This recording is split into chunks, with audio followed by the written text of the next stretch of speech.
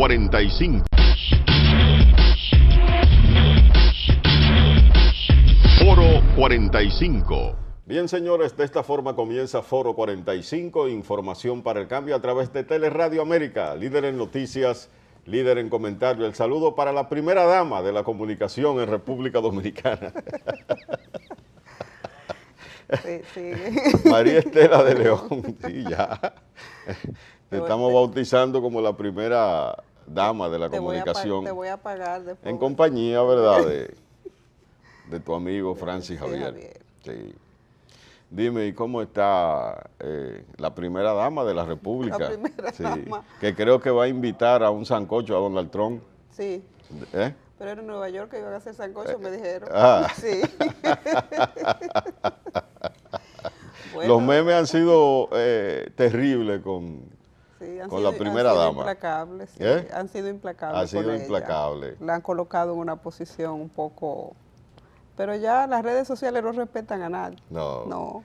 Pero el presidente Danilo Medina, pues, externó, ¿verdad?, su felicitación al presidente electo, Donald Trump, norteamericano, y dijo que va a trabajar con él. Bueno, y la mayoría de los presidentes de este lado que no estaban muy a favor de Donald Trump, ¿verdad?, un gesto de solidaridad también y de aceptación o legitimación al proceso democrático, han dado sus felicitaciones a través de sus cancilleres o de ellos mismos. Fíjate que el ministro de Relaciones Exteriores de Gran Bretaña, pues dijo que, en medio del fragor de la campaña en Estados Unidos, entre Hillary y Donald Trump, dijo que él nunca iría a Nueva York para no encontrarse con Donald Trump. Bueno, va a tener que verlo. Es decir, que muchos líderes mundiales pusieron en duda que este señor, a contracorriente, ganara las elecciones en el país más poderoso de la Tierra. El mundo entero amaneció con la noticia. ¿Verdad? Sí. Yo estuve hasta las 2 de la mañana siguiendo... Yo pasé una mala noche. Yo no lo quería creer. A CNN. Yo estaba mirando. Que se resistía a decir que Donald Trump iba a ganar las elecciones. Bueno, yo siempre miraba a ver si subía y cada vez que subía, no subía y le digo, bueno, ya esto marca una tendencia y esto no va a cambiar. Y de hecho ganó con un porcentaje por encima de lo presupuestado. Exacto. Bien, señores, Foro 45, información para el cambio. Tenemos un invitado muy especial. Bien, Willy. Bueno, buenas. Muchas gracias. ¿Cómo te sientes? Gracias por la invitación. Willy Ramírez. Willy Ramírez. Ramírez Díaz. Sí. Willy Ramírez Díaz. Sí. Bien, nada, estamos aquí para conversar contigo sobre esta sorpresa que dio Donald Trump a contracorriente de todo el mundo, de los principales pronósticos. ¿Cómo tú visualizas eso? ¿Qué pasó ahí? Bueno, lo primero es, gracias por la invitación primero y la oportunidad de conversar con ustedes sobre este tema tan interesante. Lo primero es que efectivamente fue contra todos los pronósticos que ganó Donald Trump, e incluso, mucha gente no lo cree, contra Google, que Google dicen que había creado un algoritmo para cuando se buscara el nombre de Hillary Clinton, aparecían las cosas positivas de ella, a contrapelo de Donald Trump. Contra Wall Street, contra las grandes transnacionales, contra las grandes empresas, contra el Partido Republicano. Pero hay un elemento que tal vez no nos hemos detenido a analizar en este fenómeno. Donald Trump representa primero algo muy particular, representa algo que se puede decir que es por llamarlo de alguna forma, un signo de este tiempo. Okay. Y es el culto a la personalidad. Okay. Donald Trump, el tipo egocéntrico. Egocéntrico, y eso lo vemos a diario, lo vemos cómo este tipo de persona ha ido ganando espacio en la sociedad y él representa eso. Pero más que eso, en el caso de él, hay una autora, Noemi Klein, autora de No Logo, que habla de las marcas y el poder de las marcas en el mundo. Yo, desde mi punto de vista, lo que ha ganado aquí es la marca Trump, más que Donald Trump. Donald Trump. ¿Por qué? Porque lo que ha comprado el pueblo norteamericano precisamente es esa marca. Okay. Es decir, esa forma de presentarse ante la telerrealidad, esta persona egocéntrica, esta persona arrogante, sí, xenófobo, racista, o sea, y al final del día uno se pregunta, bueno, ¿por qué una persona así ha ganado las elecciones en Estados Unidos en contra de Hillary Clinton, que era una persona cuya trayectoria pues había sido admirada por todo el mundo? Y que tenía referencia ya desde senadora y había ocupado posiciones importantes. Secretario de Estado, ya como primera dama venía impulsando una importante reforma en el sector salud. Y bueno, hay varios elementos desde mi punto de vista, pero el más importante es, por un lado, bueno, hay que decir también que Donald Trump maltrató a los grupos minoritarios como los negros, maltrató a los latinos, maltrató a los musulmanes, maltrató prácticamente a todas las minorías. A sus compañeros de partido. A sus compañeros de partido. Paul Ryan. A las mujeres. Sí. Entonces uno diría, bueno, si la población norteamericana, por lo menos la mitad es mujeres, ¿no, verdad? Un 10%, un 15% son latinos y las otras minorías se reparten el resto, el 70% aproximadamente es blanco, pero del 70% también hay mujeres. Sí. ¿Cómo es que Donald Trump gana las elecciones? Sí. O sea, esa es la pregunta. Y bueno, tal vez yo no tenga todas las respuestas, pero sí les puedo decir que por un lado, su personalidad, por otro lado, Donald Trump conectó con algo que Hillary Clinton no conectó, que es básicamente con, digamos,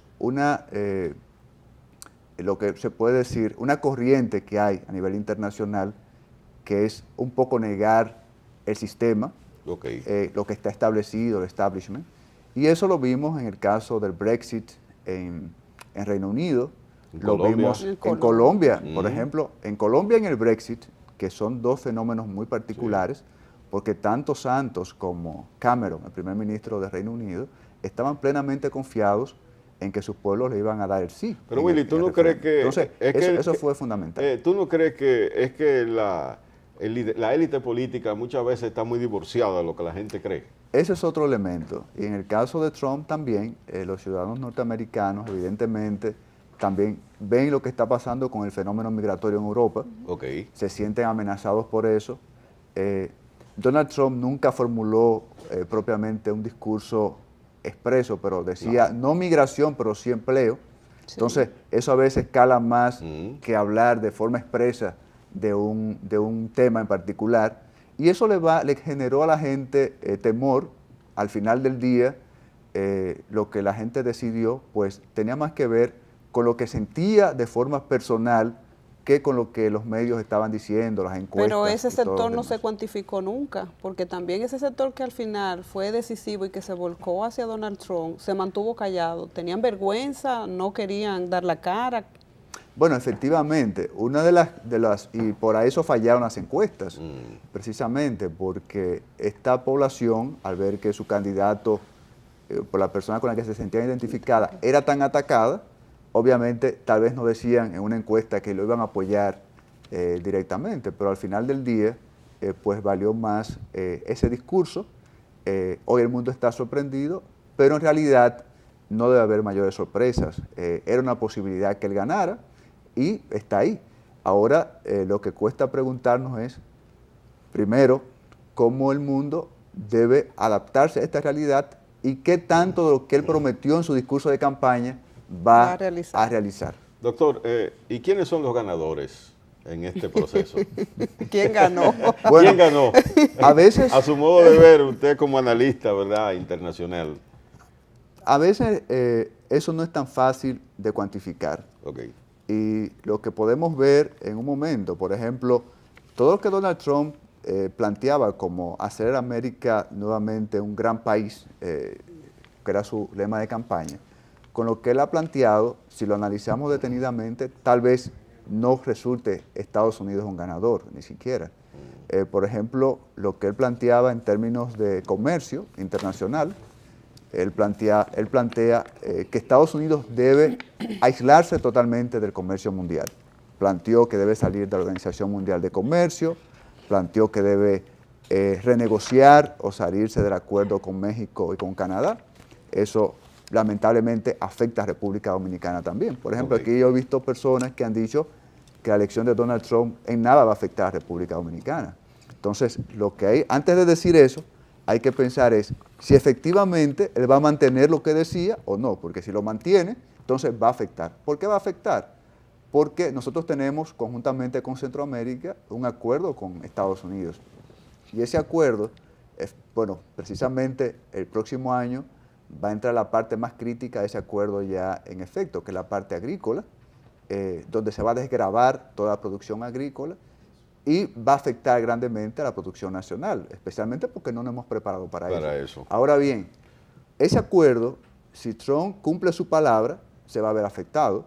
Y efectivamente, ¿qué es lo que han hecho las principales cancillerías del mundo en este momento? Bueno, han creado un comité de crisis, han reunido ese comité de crisis para ver todos los escenarios posibles con Trump, le han lanzado, digamos, un puente, un discurso de favorabilidad, de darle una oportunidad, de que él sienta que el mundo no está en contra de él, porque evidentemente que la imprevisibilidad de lo que él pueda traer al final es lo que puede afectar no solamente a República Dominicana y América Latina, sino a todo el mundo. Pero hay una realidad, en Estados Unidos el presidente no puede hacer lo que le da la gana.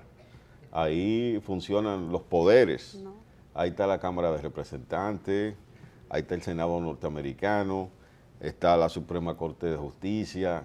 Y está la Constitución. Y está la Constitución, es decir que Donald Trump no puede hacer lo que quiera. Y hay un elemento también que recuerda que los principales líderes de su partido no lo apoyaron por algo y aun cuando él tenga todos esos poderes a favor, es posible que no le aprueben todas las iniciativas que él someta. Bueno, ciertamente están esos contrapoderes, vamos a decir que son poderes que están básicamente para limitar el poder del Estado a favor del ciudadano, sí, claro, a favor de lo que es la democracia norteamericana.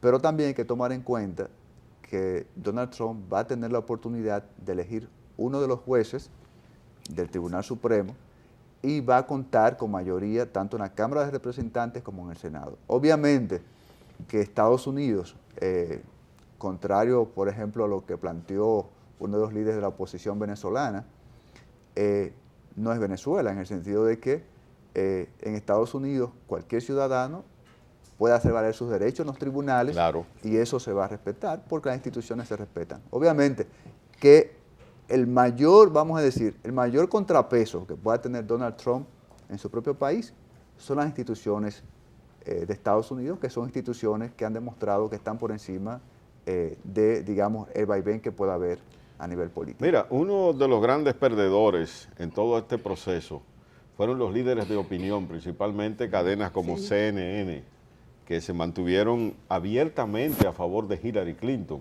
¿Cuál es tu opinión con respecto a eso? Bueno, en Estados Unidos es normal que las cadenas, los periódicos, los periodistas tengan una posición. Asuman posiciones. Lo bueno es que la asumen de forma pública. Sí, no como aquí. Y dicen, bueno, nosotros vamos a apoyar a Bueno, aquí por detrás. Sí. Mickey el que resuelve. Pero eso es bueno. Y no solamente ellos, o sea, se equivocaron todas las encuestas. Sí.